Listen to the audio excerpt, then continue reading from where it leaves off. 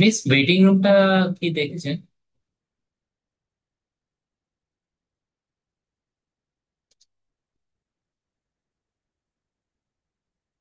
বলো। সবাই ওয়েটিং রুমে বসে আছে তো। আচ্ছা ওয়েটিং আচ্ছা, রুমে ঠিক। হ্যাঁ, ওকে অ্যাকসেপ্ট ওকে করে ওকে, দিন। হ্যাঁ, ঠিক করে দিচ্ছি।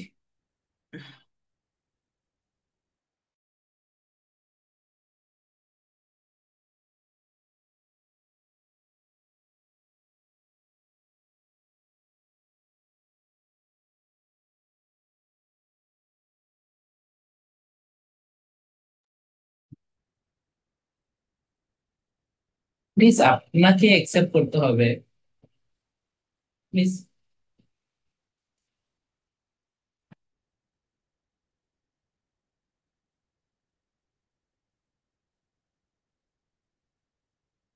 প্লিজ।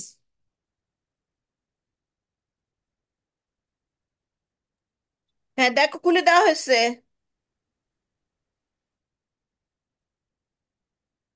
প্লিজ ওয়েটিং রুমটা বন্ধ করে দিয়েছেন প্লিজ।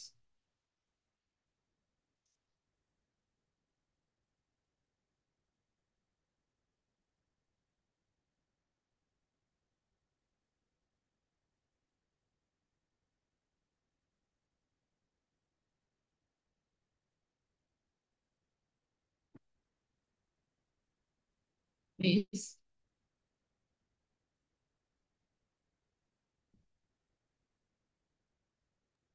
এই পরে একটা লিংক দেওয়া হয়েছে, ওই পরের লিঙ্কটাই সবাই ঢুকছে নাকি দেখো তো। হ্যাঁ প্লিজ, পরের লিঙ্কটাতে সবে আছে কিন্তু আপনার কি বলে ওয়েটিং রুমের জন্য আই গেস। না, ওয়েটিং রুমের জন্য আই গেস সমস্যা হচ্ছে। কি বলে, কারণ আপনি সবাই ওয়েটিং রুমে বসে আছেন। আচ্ছা কিন্তু এখানে একটা ওয়েটিং রুম আছে, দেখেন জয়েন্ট রিকোয়েস্ট দিয়েছে তো অ্যাকসেপ্ট করতে হয়। আচ্ছা, দেখছি, দাঁড়ো।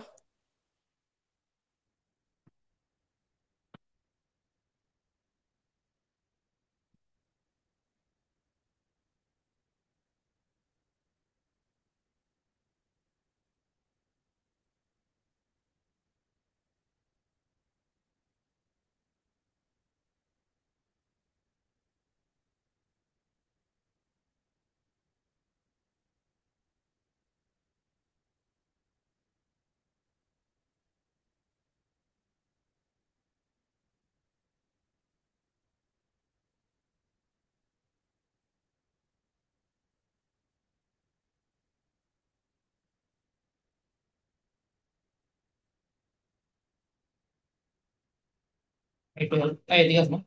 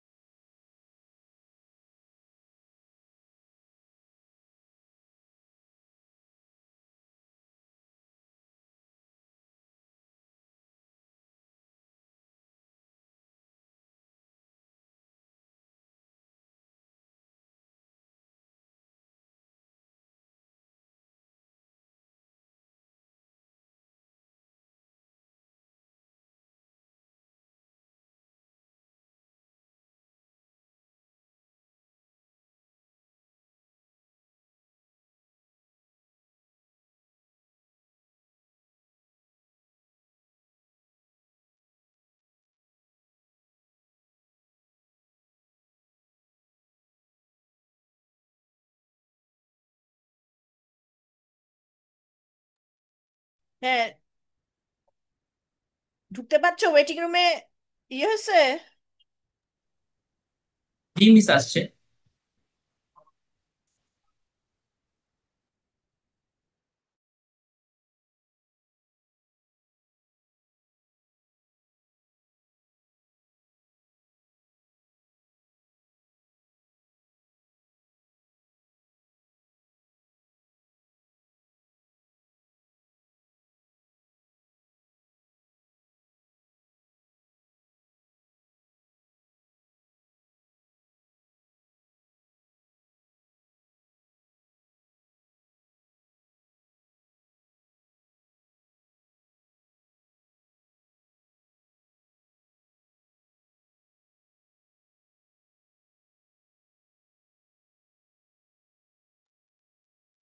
স্ক্রিন দেখা যাচ্ছে? হুম। জি মিস, দেখা যাচ্ছে। আচ্ছা আচ্ছা, ঠিক আছে। আচ্ছা শোনো, আমি তোমাদেরকে সিভিপি কারোর পুরোটা শেষ হয়েছে, কারো মনে হয় কিছু বাকি আছে। So, আমি ফেস টু ফেস যখন ক্লাস নিব, সেটা যাদের বাকি আছে তাদেরটা আমি শেষ করে দিব, কারণ যেহেতু সবার সবার একসাথে ক্লাস নিচ্ছি, তো সেই জন্য আমি একটা চ্যাপ্টার করছি আর কি, যাতে সবার একসাথে ইয়ে হয়। ঠিক আছে।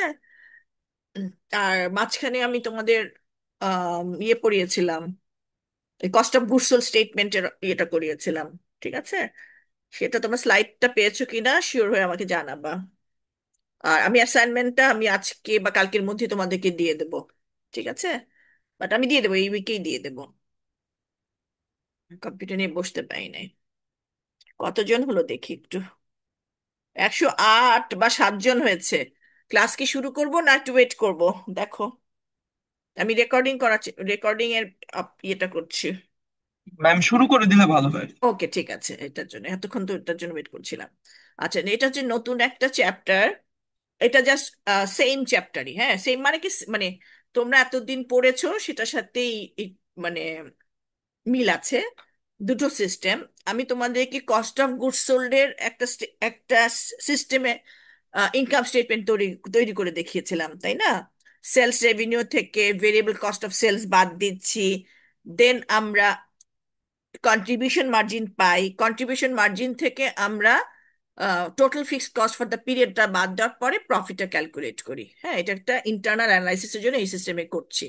আর আরেকটা সিস্টেম যে গত ক্লাসে যেটা দেখিয়েছিলাম, যে কস্ট অফ গুডস সোল্ড যখন আমি করিয়েছিলাম, তখন একটা ইনকাম স্টেটমেন্ট দেখানো হয়েছে, যেটা আমি বলেছিলাম যে ফিনান্সিয়াল স্টেটমেন্টের জন্য, মানে financial statements, that means financial অ্যাকাউন্টেন্টরা যেই রিপোর্টটা, যে ইনকাম স্টেটমেন্ট তৈরি করে, সেটা সেটা আমি দেখিয়েছিলাম কি, যে সেলস থেকে আমরা বাদ দিচ্ছি কি কস্ট অফ গুডস সোল্ড, দেন পাচ্ছি gross profit, then other operating expenses গুলো বাদ দিচ্ছি সেলিং অ্যান্ড ডিস্ট্রিবিউশন।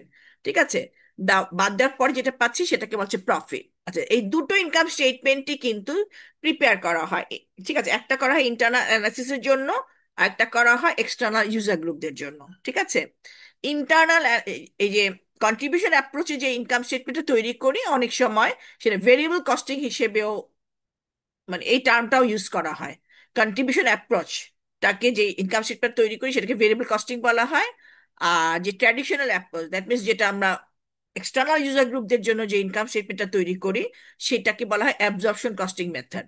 তো এই চ্যাপ্টারটা তুমি এভাবেই মনে রাখবে, কোয়েশ্চেন এভাবেই আসবে, যে এটা যে difference between absorption costing method and variable costing method. এখন আমি যেটা করব কি, এই দুটো মেথডের দিয়ে আমি একই ইনফরমেশন দিয়ে ইনকাম স্টেটমেন্ট করে দেখাবো। এই দুটো মেথড, একই মেথড দিয়ে, সরি একই ইনফরমেশন দিয়ে দুটো মেথড দিয়ে যদি আমরা মানে ইনকাম স্টেটমেন্ট তৈরি করি, যে প্রফিটটা বের হবে, দুটো প্রফিটের মধ্যে পার্থক্য আসবে, হ্যাঁ ডিফারেন্সটা আসবে। তা আমি তোমাদেরকে আগে অঙ্কটা করাবো, বুঝাই দিব কিভাবে করব, মানে কোশ্চেন যেভাবে আসে সেই প্যাটার্নেই আমি পড়াবো। দেন আমি বলে দিব যে কেন প্রফিটের ডিফারেন্সটা হয়। ঠিক আছে। আমি আগে থিওরিটিক্যাল ডিসকাশনটা একটু করি। One of the major function of cost accounting is costing of a product for the purpose of valuation of inventories and cost of goods sold. That means আমরা মেইনলি প্রোডাক্ট কস্টিংটা করি না? হ্যাঁ, যে একটা প্রোডাক্ট কস্ট আমাদের বের করতে হয়। কেন বের করতে হয়? আমাকে বের করতে হবে কস্ট অফ গুডস সোল্ড, তাই না? তার মানে যত ইউনিট বিক্রি করছি তাদের প্রোডাকশন কস্ট দিয়ে আমরা মাল্টিপ্লাই করলে আমরা কস্ট অফ গুডস, মানে এভাবে আমরা ইয়ে করি, বাট সিস্টেমটা তো আমরা স্টেটমেন্টের মাধ্যমে করব। আর আরেকটা হচ্ছে যে ভ্যালুয়েশন অফ ইনভেন্টরিজ, যত গুডস আমার হাতে আছে সেটা আমার কোন ভ্যালুতে আমরা রেকর্ড করব। তার জন্য আমাদের মেজর ফাংশন হচ্ছে যে কস্ট, মানে কস্টিং অফ এ প্রোডাক্ট, একটা প্রোডাক্টের কস্ট বের করা। এবং অ্যাট দ্য সেম টাইম আরেকটা জিনিস আছে যে সেলিং কস্ট বের করা, তাই না? সরি, সেলিং প্রাইস বের করা। There are two costing methods for these purposes. এক, দুটো মেথড আছে, absorption costing and variable costing, যেটা একটু আগে বললাম। এই দুটোর আমি এটা বলে দিচ্ছি। হুম তোমাদের যদি কখনো কোয়েশ্চেন আসে ডিফারেন্স বিটুইন, মানে তুমি differentiate between absorption costing and variable costing, তোমরা জাস্ট এইটা লিখে দিলেই হবে। Absorption costing, it is generally used for external financial reports. It is generally used for internal managerial decision making purpose. Our income statement is prepared according to the traditional approach. Income statement is prepared according to the contribution margin format. Ordinarily, sorry, these two methods produce different figures for net income, and the difference can be quite large. আচ্ছা, আমি এই থিওরিগুলো আপাতত না পড়লে আমি সরাসরি বলি যে অ্যাবজর্পশন কস্টিং এ যখন আমরা প্রোডাক্ট কস্ট, এইখানে শুধু ডিফারেন্সটা হবে। তুমি এইটুকু মনে রাখবো, আমরা যখন প্রোডাক্ট কস্ট ডিটারমিন করি, প্রোডাক্ট কস্ট মানে কি, পার ইউনিট কস্ট যখন আমরা ডিটারমিন করব, তখন আমরা কি কি নিয়ে আসবো? হ্যাঁ, একটা জিনিস প্রডিউস করতে আমার লাগছে ডাইরেক্ট ম্যাটেরিয়ালস, ডাইরেক্ট লেবার, দেন ম্যানুফ্যাকচারিং ওভারহেড, তাই তো? এই ম্যানুফ্যাকচারিং ওভারহেডের মধ্যে তো দুই রকমের আছে, একটা যে ভেরিয়েবল ম্যানুফ্যাকচারিং ওভারহেড, একটা যে fixed manufacturing overhead. Variable manufacturing overhead এখানে তোমাদেরকে কিন্তু ব্রেকআপ থাকবে না। ভেরিয়েবল ম্যানুফ্যাকচারিং ওভারহেড দিয়ে টোটাল আইটেমটা দেওয়া থাকবে, ফিক্সড ম্যানুফ্যাকচারিং ওভারহেড দিয়ে টোটাল আইটেমটা থাকবে। আমি জাস্ট সিম্পলি কয়েকটা এক্সাম্পল দিই। ভেরিয়েবল ম্যানুফ্যাকচারিং ওভারহেড যেটা হচ্ছে যে, যেমন ইলেকট্রিসিটি কস্ট হতে পারে, যেটা ভ্যারিয়েবল, পার ইউনিটে ভ্যারি করে। যদি মেনটেনেন্স কস্ট যদি পার ইউনিটে ভ্যারি করে, ঠিক আছে, এগুলো হচ্ছে আমার ভ্যারিয়েবল ম্যানুফ্যাকচারিং ওভারহেড। আর ফিক্সড ম্যানুফ্যাকচারিং ওভারহেড কোনগুলো হবে? যেমন রেন্টের কস্ট, তাই না, সুপারভাইজার স্যালারি, এগুলো হচ্ছে fixed manufacturing cost. That means manufacturing ওভারহেডের মধ্যে কিছু কস্ট আছে ভেরিয়েবল, কিছু কস্ট আছে ফিক্সড। ঠিক আছে? তো এই কোয়েশ্চেনে তোমাদের থাকবে কি, এই ইনফরমেশন গুলো দেওয়া থাকবে। আমরা যখন প্রোডাক্ট কস্ট ডিটারমিন করব আন্ডার অ্যাবজর্পশন কস্টিং, আমরা কি কি নিয়ে আসবো? ডাইরেক্ট ম্যাটেরিয়ালস নিয়ে আসবো, ডাইরেক্ট লেবার নিয়ে আসবো, ভেরিয়েবল ম্যানুফ্যাকচারিং ওভারহেড নিয়ে আসবো, দেন ফিক্সড ম্যানুফ্যাকচারিং ওভারহেড নেবো। আমি যখন অঙ্ক করাবো তোমাদের এটা ক্লিয়ার হয়ে যাবে। ঠিক আছে? এখন মনে করো যে এটা দিয়ে আমরা পারি প্রোডাকশন কস্ট ডিটারমিন করলাম। ঠিক আছে? আর তোমাদের অঙ্ক করতে যেটুকু লাগবে আমি সেটুকু বলছি, এগুলো তোমরা পড়ে নাও। আর ভেরিয়েবল কস্টিং যখন, আন্ডার ভেরিয়েবল কস্টিং যখন আমি প্রোডাক্ট কস্ট ডিটারমিন করবো, শুধু ভেরিয়েবল কস্টটুকু নিয়ে আসবো। কি কি? Direct materials, direct labour, variable manufacturing overhead. ঠিক আছে? এখানে আমরা কিন্তু ফিক্সড ম্যানুফ্যাকচারিং ওভারহেড আনবো না। শুধু অঙ্ক করার সময় শুধু এইটুকু খেয়াল করলেই হবে। অঙ্কটাও কিন্তু খুবই সোজা। আমরা যখন প্রোডাক্ট কস্ট ডিটারমিন করব আন্ডার অ্যাবজর্পশন কস্টিং, আমি এই তিনটার সাথে সাথে ফিক্সড ম্যানুফ্যাকচারিং ওভারহেডটাও নিয়ে আসবো। ঠিক আছে? আর ভেরিয়েবল ম্যানুফ্যাকচারিং ওভারহেড যখন আমি মানে আন্ডার প্রোডাক্ট কস্ট ডিটারমিন করব, এই তিনটা শুধু নিয়ে আসবো। হুম। কারণ এইগুলো এখন যদি আমি পড়ি, তোমাদের বুঝতে অসুবিধা হবে। আমি ডাইরেক্ট আগে আমি অঙ্কটা করায় দিলে তোমাদের বুঝতে অসুবিধা হবে না। ঠিক আছে? এখন আমি ওই যে বলে, জাস্ট জিনিসটা আমি ওই যে যে কথাগুলো বলেছি সেটা অন্যভাবে প্রেজেন্ট করে দিলাম।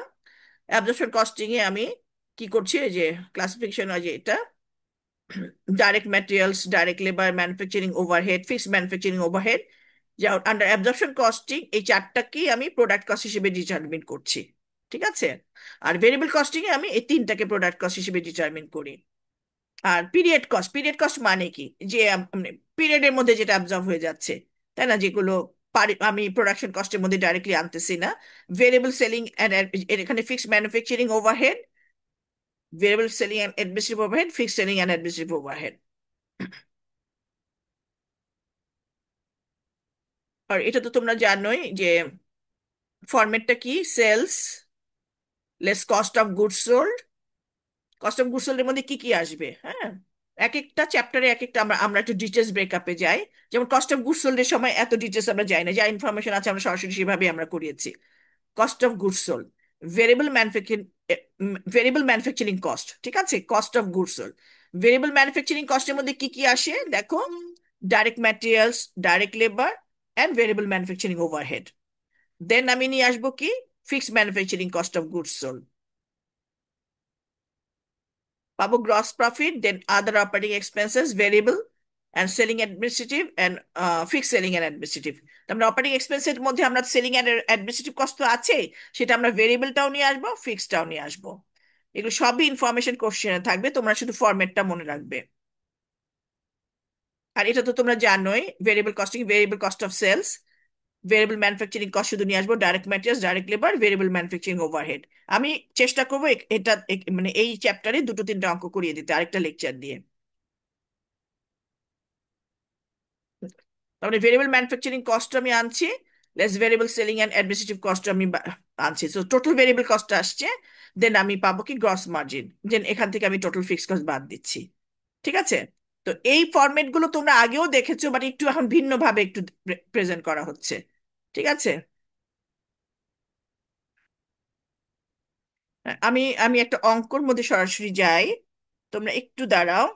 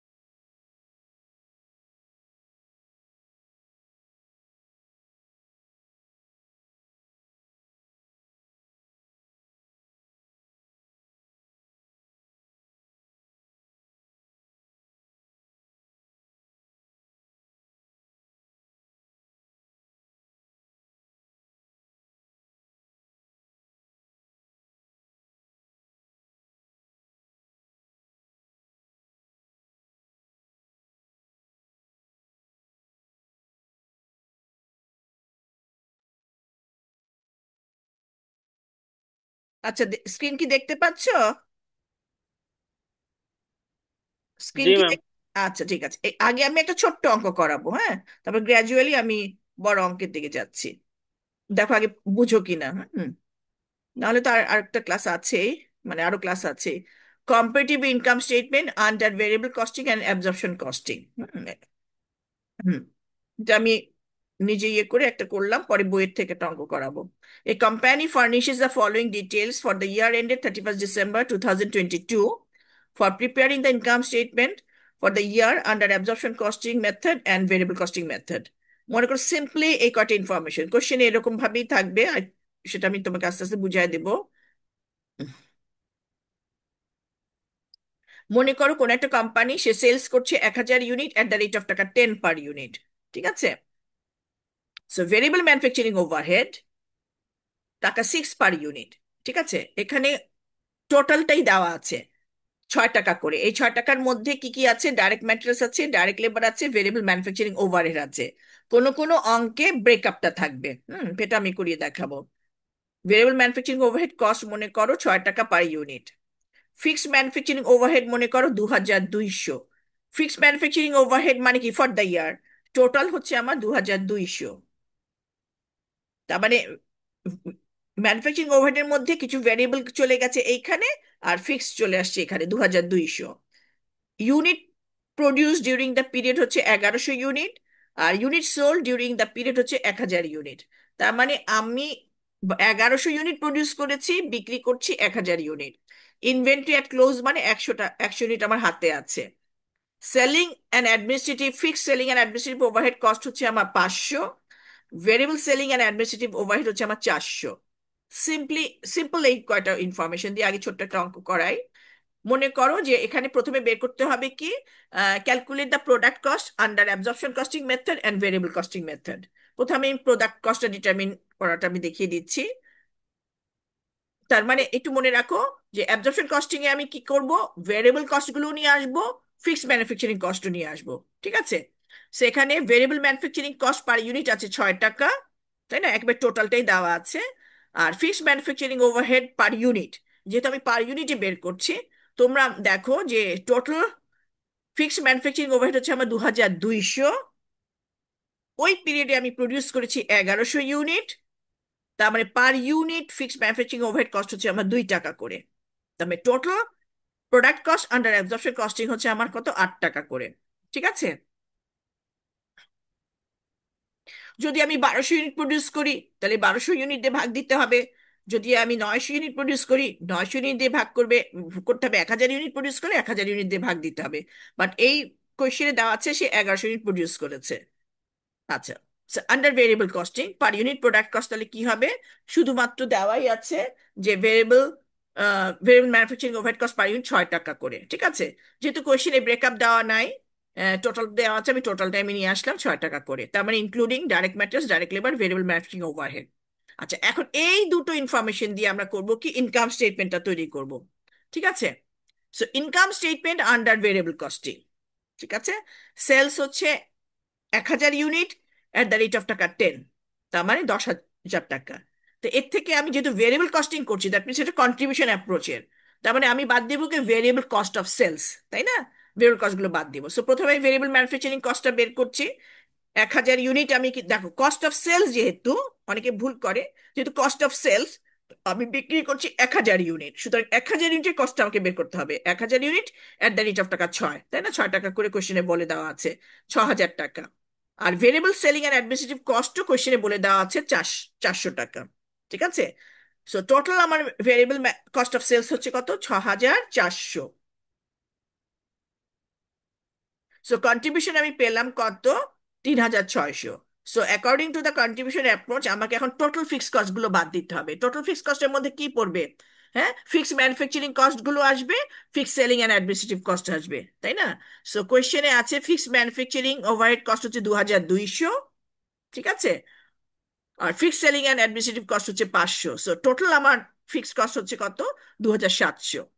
তো নেট ইনকাম আমার কত হচ্ছে? 900, ঠিক আছে। আমি আবার দেখাচ্ছি।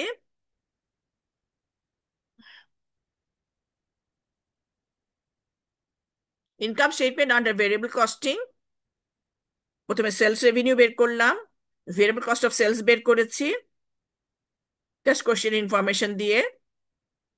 হুম, আচ্ছা, কোশ্চেনে আছে ফিক্সড ম্যানুফ্যাকচারিং কস্ট হচ্ছে আমার কত? 2,200। আর ফিক্সড সেলিং কস্ট আমার আসছে কত? 500, ঠিক আছে। আমি তার নেট প্রফিট পেলাম কত? 900।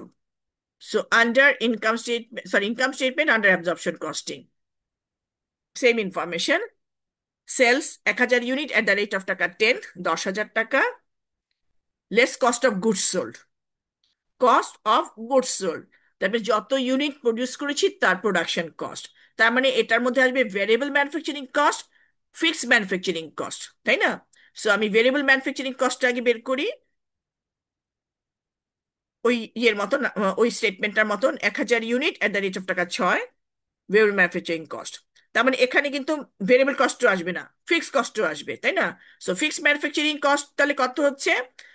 আমরা পার ইউনিট কস্ট বের করেছি কত? 2 টাকা করে, তাই না? ফিক্সড ম্যানুফ্যাকচারিং কস্টের পার ইউনিট আমি 2 টাকা করে বের করেছি, এই যে দেখো, এই যে পার ইউনিট, ঠিক আছে। তোমরা যদি কেউ টোটাল 8 টাকা দিও, এই যে দেখো, এটা আমি ব্রেকআপ করে দেখাচ্ছি, একটা হচ্ছে 6 টাকা, আর একটা হচ্ছে ফিক্সড কস্ট হচ্ছে আমার 2 টাকা করে। হ্যাঁ, তোমাদের বোঝানোর জন্য আমি আলাদা করে দেখাচ্ছি।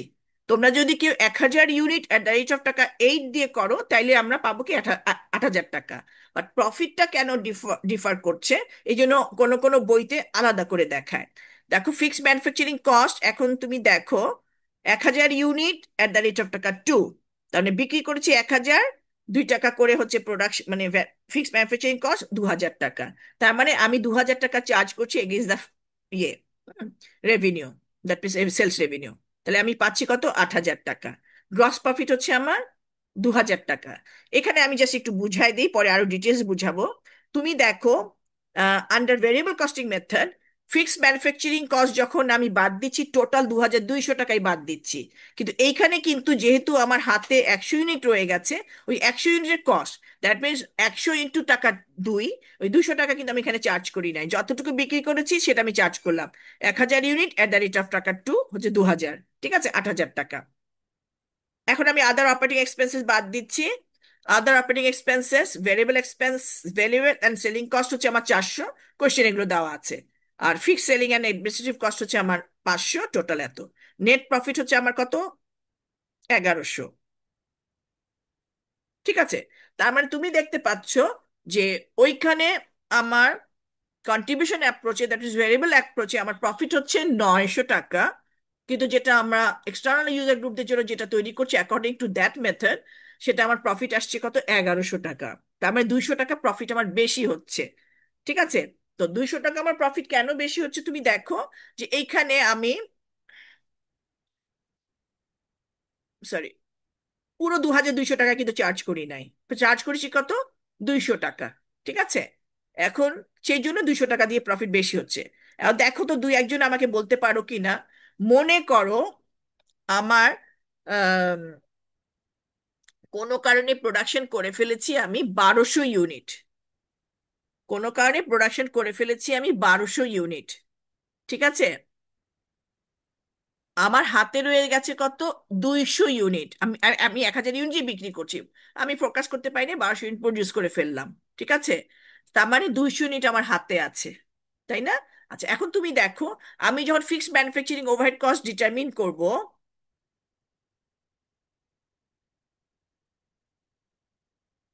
এই যে ফিক্সড ম্যানুফ্যাকচারিং ওভারহেড যখন ডিটারমিন করব পারি, মানে fixed manufacturing, sorry, production cost per unit determine করব, fixed manufacturing overhead per unit, তখন আমি 2200-কে কত ইউনিট দিয়ে ভাগ দেবো বলো তো? 1200। 1200 দিয়ে। তার মানে আমার fixed manufacturing overhead cost per unit কিন্তু 2 টাকার কম হয়ে যাবে, তাই না? আমি তোমাদের ডিফারেন্সটুকু একটু বোঝানোর চেষ্টা করছি, তোমাদের অঙ্কের জন্য এত লাগবে না, জাস্ট একটু বোঝানোর জন্য বলছি, যে তার মানে আমার যখন 1200 ইউনিট আমি প্রডিউস করব, তখন আমার fixed manufacturing cost per unit কিন্তু কমে যাচ্ছে। কিন্তু অ্যাকচুয়ালি কিন্তু আমি প্রোডাকশন বেশি করে ফেলেছি, খরচও কিন্তু বেশি হয়ে গেছে, কিন্তু আমি যখন per unit production cost determine করছি, পার ইউনিট প্রোডাকশন কস্ট কিন্তু আমার কমে গেল। তার মানে মেবি তুমি মনে করো এটা টোটাল, এটা মনে করো 1.75 হলো টোটাল আমার ইউনিট প্রোডাক্ট কস্ট, মনে করো এখানে আমার 7.75 হলো। ঠিক আছে? এটা বোঝানোর জন্য আমি একটু ডিটেলস বলছি, বাট অঙ্ক বুঝলে, অঙ্ক তোমার আমি যেভাবে করাচ্ছি ওভাবে করলেই শুধু হবে। এখন এখানে তুমি দেখো, এখন মনে করো আমি 1200 ইউনিট প্রডিউস করেছি, আমার সব কিছু সেম। হ্যাঁ, এই যে দেখো, এই যে সেলস আমার 1000 ইউনিটই থাকবে, এট দ্য রেট অফ টাকা এত। Cost of goods sold, variable manufacturing cost আমার সেমই থাকবে। কিন্তু যখন আমি ফিক্সড ম্যানুফ্যাকচারিং কস্ট আমি যখন চার্জ করতে যাব, তখন আমি 1000 ইউনিটকে কত দিয়ে আমি মাল্টিপ্লাই করব, 1.75 দিয়ে। ঠিক আছে? তার মানে এখানে কিন্তু আমি 2000 টাকা আর চার্জ করব না, চার্জ করব মনে করো 1750 টাকা। তার মানে 250 টাকা আমি এখানে চার্জ করছি না। তার মানে এখানে আমার টোটাল কত হবে, 6000 প্লাস 1.750, দ্যাট ইজ এখানে আমার আসবে মনে করো 7.750। তারপরে প্রফিট, গ্রস প্রফিট কিন্তু আবার একটু বেড়ে গেল না, 250 টাকা। একটু ঠান্ডা মাথায় চিন্তা করে দেখো, গ্রস প্রফিট কিন্তু বেড়ে গেল 200, আরো 200, তারপরে গ্রস প্রফিট হবে 2250 টাকা। তারপরে আরো 250 টাকা প্রফিট বেড়ে গেছে, বিকজ আমি কিন্তু কম যেহেতু চার্জ করছি ম্যানুফ্যাকচারিং কস্টটাকে, প্রোডাক্ট কস্ট পার ইউনিট কমে যাওয়ার ফলে। এখন তুমি দেখো আদার অপারেটিং এক্সপেন্সেস কিন্তু সেমই আছে, তাই না? এটা তো আর চেঞ্জ হচ্ছে না। তার মানে আমার কিন্তু, আমি 2250 গ্রস প্রফিট থেকে 900 টাকা বাদ দিলে আমার প্রফিট কিন্তু আরো বেড়ে যাবে, 1350 টাকা, তাই না? তার মানে আমি ইচ্ছা মতন প্রোডাকশন করছি, কিন্তু সেল আমার কম মানে সেল আমার অ্যাজ ইউজুয়ালি থাকছে, যার ফলে হচ্ছে হবে কি, fixed manufacturing overhead cost per unit আমার যেহেতু কমে যাবে, যার ফলে আমার কিন্তু প্রফিটটা বেশি হয়ে যাচ্ছে। আর এটা এটা আমি একটা বললাম, তারপর আমি মানে এটা ডিসঅ্যাডভান্টেজটা বলছি। এখন তোমরা একটু আমাকে করে বলে দেখাও, বলো, মনে করো সেম ইনফরমেশন, আমি 1200 ইউনিট প্রডিউস করলাম, বিক্রি করছি 1000 ইউনিটই, তাহলে আমার এই স্টেটমেন্ট আন্ডার ভেরিয়েবল কস্টিং এ আমার কি হচ্ছে, ভেরিয়েবল কস্টিং। ঠিক আছে? 1000 unit at the rate of টাকা 10। Okay, so variable cost of sales সেমই থাকবে, ভেরিয়েবল 6 টাকা করে এত, ভেরিয়েবল সেলিং কস্ট আমার সেমই থাকবে।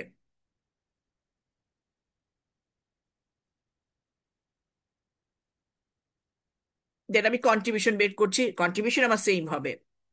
টোটাল ফিক্স কস্ট, তারপরে সিক্স ম্যানুফ্যাকচারিং কস্ট যা আছে আমি তাই চার্জ করছি, ফিক্স সেলিং কস্ট আমার যা আছে তা আমি তাই চার্জ করছি, নেট প্রফিট আমার 900ই হবে। তার মানে অ্যাকচুয়ালি আমি যদি ইন্টারনাল অ্যানালাইসিসের জন্য যদি আমি ইনকাম স্টেটমেন্ট তৈরি করি ফর দ্য মানে ম্যানেজারের পারপাস, তখন ম্যানেজমেন্ট দেখবে যে না, আমার ট্র্যাডিশনাল অ্যাপ্রোচে আমার কিন্তু প্রফিট বেশি হচ্ছে, কিন্তু ইন্টারনাল অ্যানালাইসিসে দেখছে যে না, অ্যাকচুয়ালি আমার প্রফিট কত হচ্ছে, 900 টাকাই হচ্ছে। ঠিক আছে? এখন তুমি দেখো, মানে বুঝতে পারছো যে প্রফিট কিন্তু মানে প্রফিট কিন্তু সেই মানে এটাই থাকছে, তার মানে অ্যাকচুয়াল প্রফিট আমার কি হয়, 900 টাকাই থাকে। কিন্তু খাতায় কলমে আমার সিস্টেমের কারণে এখানে কিন্তু প্রফিট আমার বেশি হচ্ছে। এখন প্রশ্ন হতে পারে, এটা পরে আমি পরে দেখাবো রিকনসিল কেমনে আমরা করি।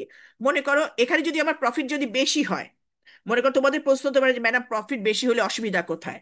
বা- অসুবিধা এই কারণেই হচ্ছে, এই যে নেট প্রফিটটা আমরা তৈরি করব, এই নেট প্রফিটের উপরে কিন্তু আমাদের কি দিতে হয়, ট্যাক্স দিতে হবে না? অ্যাকচুয়ালি কিন্তু আমার ইনফ্লোস কিন্তু এত বেশি হচ্ছে, অ্যাকচুয়ালি ইনফ্লোস কিন্তু আমার 900 টাকাই হচ্ছে, কিন্তু খাতায় কলমে আমার প্রফিটটা বেশি দেখানো হচ্ছে। তার মানে আমি যদি এভাবে যদি আমরা অ্যাকচুয়ালি যদি আমরা করি, তখন আমাদের কি হচ্ছে, প্রফিটটা আমাদের বেশি দেখানো হয়। হুম। প্রফিটটা বেশি দেখানো হয়ে গেলে অ্যাকচুয়ালি আমার কি হবে, ট্যাক্স বেশি হয়ে যাবে। ট্যাক্স বেশি দেওয়ার পরে যেটা থাকবে সেখান থেকে আমি ডিভিডেন্ডটা দিয়ে দেবো। ডিভিডেন্ডটা দেওয়ার ফলে আমাদের কি করতে হয় সেটা শেয়ার হোল্ডারদের কাছে চলে যাচ্ছে বা ওনাদের কাছে চলে যাচ্ছে, পরে ক্যাশ ক্রাইসিস হয়ে যায়। ঠিক আছে। তো এটা পরে আমি লাস্টে তোমাদের রিকানসাল কিভাবে রিকানসাল করে সেটা আমরা দেখাবো। বা তোমাদের যখন অঙ্ক করতে হবে শুধু এইটুকুই তোমাদের করতে হবে, যে কিছু ইনফরমেশন দেওয়া থাকবে, দুটো ইনকাম স্টেটমেন্ট তোমরা তৈরি করো। ঠিক আছে, আমি জাস্ট পার্থক্যটা বুঝাই দিচ্ছি, পরে আমি আরেকটা অঙ্ক করাবো। দ্য ডিফারেন্স অফ টাকা 200 in the net income calculated অ্যাভাব or under calculated under the two methods is due to the difference between the cost of closing inventory। যেহেতু আমার ক্লোজিং ইনভেন্টরি 200 টাকা রয়ে গেছে, যার জন্য আমার কি হচ্ছে, প্রফিটটা আমার বেশি হয়ে যাচ্ছে। না, এখানে 200 হবে না, সরি, হ্যাঁ সরি, 200 টাকা। 200 টাকা মানে 100 × টাকা 2, নেট ইনকাম এত। আমি আমি এটা তোমরা তোমরা দেখো। আমি আরেকটা অঙ্ক করাই। আরেকটা কি অঙ্ক করাই দেই? দেখো আরেকটা অঙ্ক করাবো। Yes ma'am. হ্যাঁ, জি ম্যাম। হ্যাঁ করাই দিই, আচ্ছা ঠিক আছে, ওকে, থ্যাংক ইউ। তাহলে ওই যে সাথে সাথে করলে তোমরা আবার একটু ক্লিয়ার হবে। তো অত ডিটেলস তোমাদের ইয়ে যাওয়ার দরকার নাই। যেইভাবে আমি তোমাদেরকে অঙ্ক করাবো ওই ওই অঙ্কগুলোই তোমরা করবে। এবং মানে কিছু ইয়ে আছে তো, মানে দিয়ে দিয়েছি আমি, ওগুলো প্র্যাকটিস করো।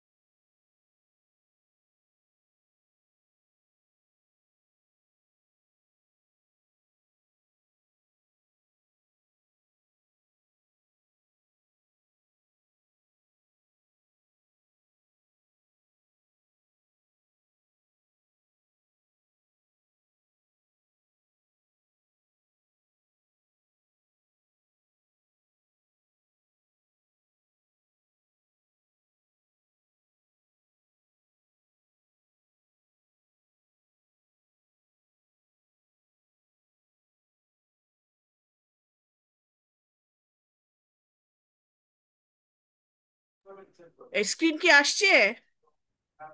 জি ম্যাম। আচ্ছা ঠিক আছে, তাহলে আমি আরেকটা অঙ্ক করাই, নেক্সট ক্লাসে আরেকটা করিয়ে দেবো। Problem 2 on absorption versus variable costing method, comparative income statement under variable costing. আচ্ছা, কস্ট ইউনিট কম্পিউটেশন। মনে করে একটা ইনফরমেশন দেওয়া আছে, হ্যাঁ। হুম। এই Harvey Company produces a single product with the following information available. Number of units produced annually মনে করো 25,000, আর ভেরিয়েবল কস্ট পার ইউনিট, এটাও ওই যে টোটাল ফিগার করেই দেওয়া আছে। পরে একটা অঙ্ক করাবো ব্রেকআপ দিয়ে। Direct materials, direct labour and variable manufacturing overhead 10 টাকা করে। তাহলে প্রতিটা ইউনিট প্রডিউস করতে ভেরিয়েবল কস্ট আবার লাগছে কত, 10 টাকা করে। এর মধ্যে কি আছে, direct materials, direct labour, variable manufacturing overhead. আর variable selling and administrative expenses আমার আছে কত, 3 টাকা করে। ওই ওই প্রথম অঙ্কে যেটা আমি ইয়ে করে বানিয়ে করেছিলাম সেখানে আমি ফিগার দিয়ে দিয়েছিলাম, বাট এখানে পার ইউনিটে দিয়ে দেওয়া হচ্ছে। Variable selling and administrative expenses হচ্ছে 3 টাকা করে।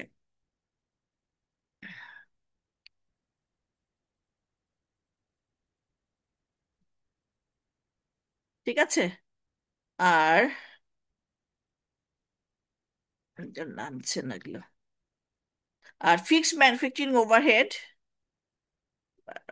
ফিক্সড ম্যানুফ্যাকচারিং ওভারহেড এখানে এটা আসছে কেন বারবার? ফিক্সড ম্যানুফ্যাকচারিং ওভারহেড আসছে, টোটাল মানে fixed manufacturing overhead, that means টোটালটা দিয়ে দিয়েছে 4,000, সরি 4,50,000। আর fixed selling and administrative expenses হচ্ছে 1,00,000। ঠিক আছে। ইউনিট কস্ট কম্পিউটেশনস, এখন আমাকে প্রোডাক্ট কস্ট পার ইউনিট বের করতে হবে। Unit product cost is determined as follows. আমি এটা মানে মানে পাশাপাশি করে দেখানো হয়েছে। মনে করো direct materials under absorption costing কি কি আসবে? Direct materials, direct labour and variable manufacturing overhead. তো আমাদের কোশ্চেনে প্রথম রিকোয়ারমেন্টটা থাকবে কি? Compute the product cost under this two methods. ঠিক আছে। তখন আমরা করবো কি, প্রথমে এই ডাইরেক্ট ভেরিয়েবল গুলো আমরা নিয়ে আসবো। So direct materials, direct labour, variable manufacturing overhead 10 টাকা। ঠিক আছে। আর এখানে তো নিশ্চয়ই আমার অ্যাবজর্পশন কস্টিং এর ভেরিয়েবলটাও আসতে হবে। সো ভেরিয়েবল ম্যানুফ্যাকচারিং ওভারহেড আসবে কত? ভেরিয়েবল ম্যানুফ্যাকচারিং ওভারহেড কোশ্চেনে দেওয়া আছে 1,50,000, সরি আমি 4,00,000 বলেছি, ওই দেখতে পাচ্ছিলাম না।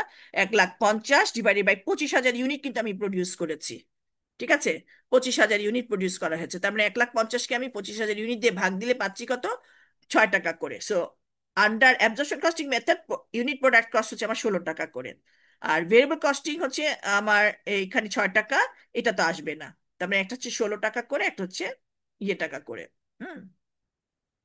Under under absorption costing, selling and administration are always treated as a period expenses and deducted from the revenue as incurred.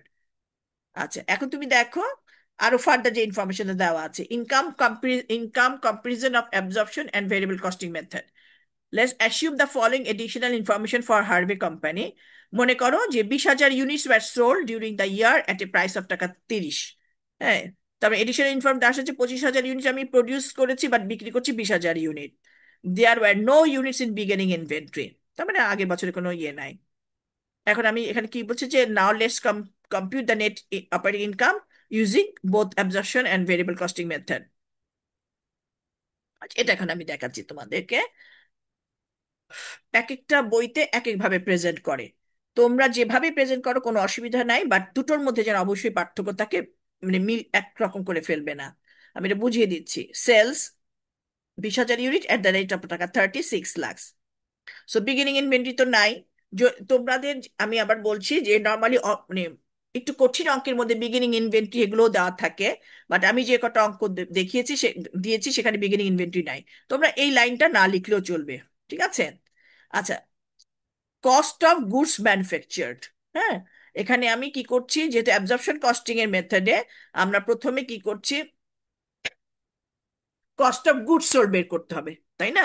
Cost of goods sold আমি বের করছি কিভাবে, যে এখানে ওরা করেছে কি, প্রথমে 25,000 কস্ট বের করেছে, দেন এন্ডিং কস্টটা বাদ দিয়ে দিয়েছে। হুম।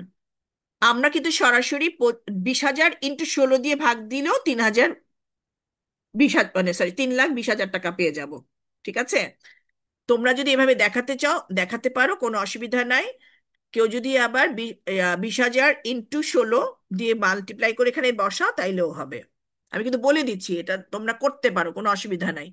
কারো যদি মনে হয় যে না এখানে আমার আমার একটু কারণে ক্লামজি লাগছে, দেন তোমরা ওই সরাসরি 20,000 ইন্টু 16 ভাগ দিয়ে 3,3200 বের করে ফেলো। ঠিক আছে। এখন তুমি দেখো, এটা হচ্ছে কস্ট অফ গুডস সোল্ড আমি বের করলাম। ঠিক আছে। তার মানে এখানে এর ভিতরে আছে কি, ভেরিয়েবল ম্যানুফ্যাকচারিং কস্ট 10 টাকা করে, ফিক্সড ম্যানুফ্যাকচারিং কস্ট হচ্ছে আমার 6 টাকা করে, 16 টাকা। তার মানে এভাবে আমি টোটাল বের করে ফেললাম। পেলাম gross profit less selling and administrative expenses. Selling and sell করেছি কত, 20,000 ইউনিট, বলে দেওয়া হচ্ছে 3 টাকা করে, তার মানে হচ্ছে 60 টাকা। Fixed selling and administrative expenses 1,00,000 টাকা।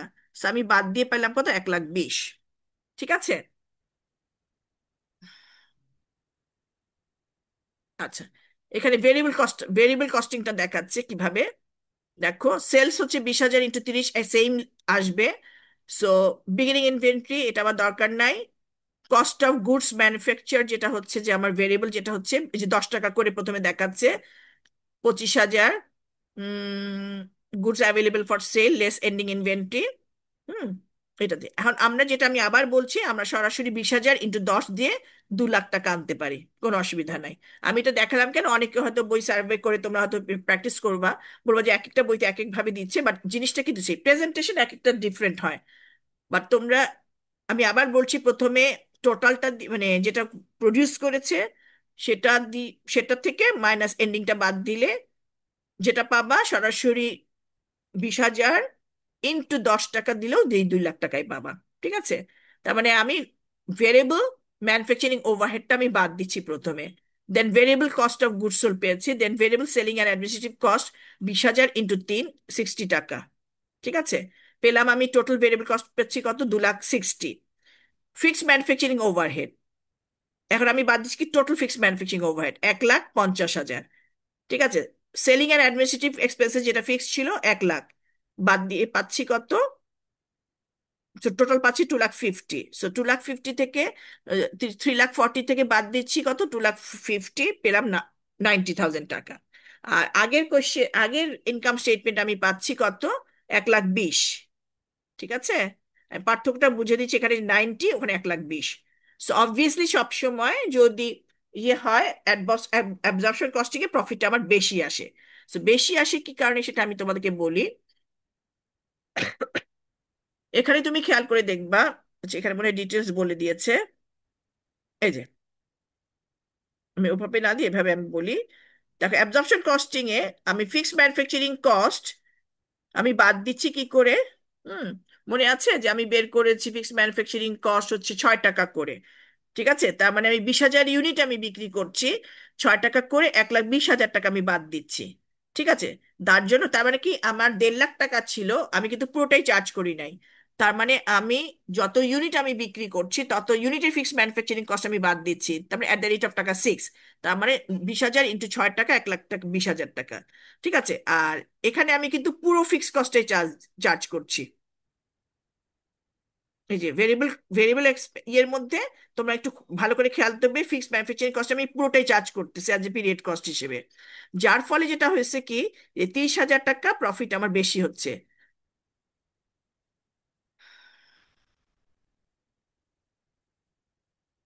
ঠিক আছে? এখানে পিরিয়ড কস্টে আমি চার্জ করছি 2 লাখ টাকা, এখানে চার্জ করছি 1,50,000 টাকা, যার ফলে আমার 30,000 টাকা প্রফিট বেশি হচ্ছে। এই যে, we can reconcile the difference between the absorption and variable income as follows. Variable costing net income হচ্ছে আমার 90,000, at fixed manufacturing overhead deferred in the inventory 5,000 unit at the rate of টাকা 6 per unit. So absorption costing net income হচ্ছে আমার 1,20,000। আছে? তো আমি এটা যেহেতু প্রথম করাইলাম, আমি নেক্সট ক্লাসে আরেকটা অঙ্ক করিয়ে, যার যেরকম বুঝতে অসুবিধা হবে আমি আবার তোমাদেরকে বুঝিয়ে দেবো, আরেকটা অঙ্ক করিয়ে দিয়ে। কারণ এটাও আমি দেখেছি স্টুডেন্টরা আনসার করে, বেশিরভাগ স্টুডেন্ট এইটা আনসার করে। যখন প্র্যাকটিস করবা তখন দেখবা যে তোমাদের মানে মানে কঠিন লাগবে না। এই জিনিসটা একটু মনে রেখো। হ্যাঁ, production, if the production is greater than sales, that means inventory যদি বাড়ে, তো প্রফিটটাও কিন্তু অ্যাবজর্পশন কস্টিং এর বেশি হবে। If the production is less than the sales, inventory decrease করে, অ্যাবজর্পশন কস্টিং এর প্রফিট কম হবে। এটা জাস্ট একটু মনে রাখার জন্য। বা যদি প্রোডাকশন বা সেল যদি সমান হয় তাহলে কোনো দুটোর মধ্যে কোনো প্রফিটে কোনো পার্থক্য থাকবে না।